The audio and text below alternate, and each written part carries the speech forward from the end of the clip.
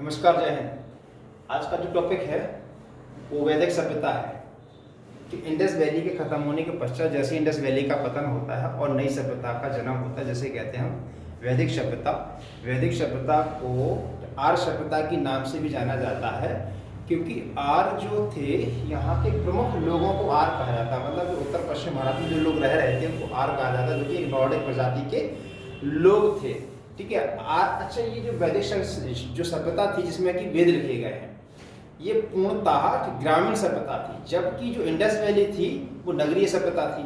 तो वैदिक सभ्यता को दो भागों में डिवाइड किया जाता है, एक होता है ऋग्वैदिक काल और एक होता है उत्तर वैदिक काल। ठीक है। ऋग्वैदिक काल का जो समय है वो 1500 ईसा पूर्व से लेकर और 1000 ईसा पूर्व तक, जबकि उत्तर वैदिक काल का जो समय है वो 1000 से लेकर 600 ईसा पूर्व तक का समय है। चर्चा करते हैं कि ऋग्वैदिक काल के जो लोग थे ये लोग कहाँ से आए थे, कहाँ के निवासी थे। ठीक है। तो अगर हम निवासी की बात करें कि आर्य लोग थे कौन, आर्य लोग जो थे वो सर्व जो विदित मत है कि कैस्पियन सागर से लोग ये भारत में इनका आगमन हुआ था। भारत में कि भारत ईरान के मार्ग से ये लोग अफगानिस्तान से खैबर दर्रा से होते हुए और भारत में प्रवेश किए थे। यह बात किसमें बताई गई है? ईरान का जो प्रमुख ग्रंथ है जिन अविस्ता, उसमें ये चीज उल्लिखित है कि ये लोग ईरान के मार्ग से भारत में इनका आगमन हुआ था, आर्यों का।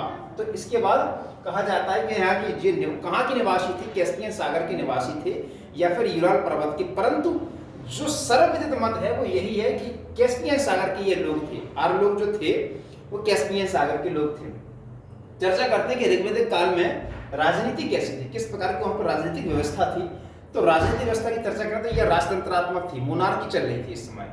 ठीक है। राजा यहाँ का प्रधान होता था। इसमें राजनीति में राजा प्रमुख होता था, वही प्रधान होता था। दो संस्थाएं थी इसमें, सभा और समिति। अच्छा, सभा और समिति जो होती थी वो ऋग्वेद में सभा का प्रयोग 8 बार हुआ है, जबकि इसमें कौन लोग होते थे? स्त्री और पुरुष दोनों ही लोग होते थे सभा में। ठीक है। सबसे ज्यादा महत्व किसका था? सभा का था, जबकि समिति का प्रयोग ऋग्वेद में 9 बार हुआ है। इसमें केवल स्त्रियां थी, इसमें स्त्रियां पुरुष दोनों थी।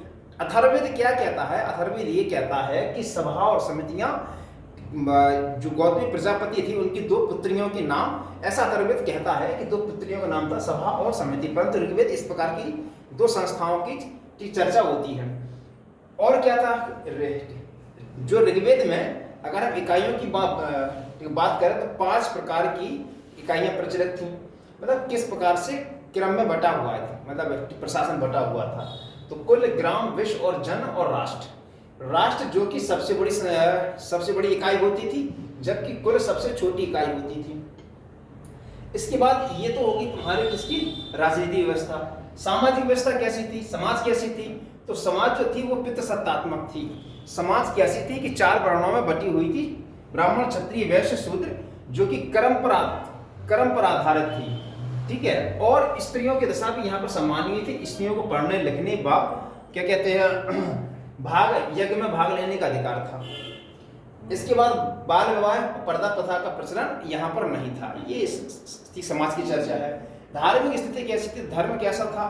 ऋग्वेद में जो धर्म था, धार्मिक स्थिति थी तो अग्नि, इंद्र, वरुण, सूर्य, रुद्र ये प्रमुख देवता थे। इंद्र इनमें से क्या था? सबसे शक्तिशाली देवता थे, जबकि अग्नि थे इनका दूसरा स्थान था।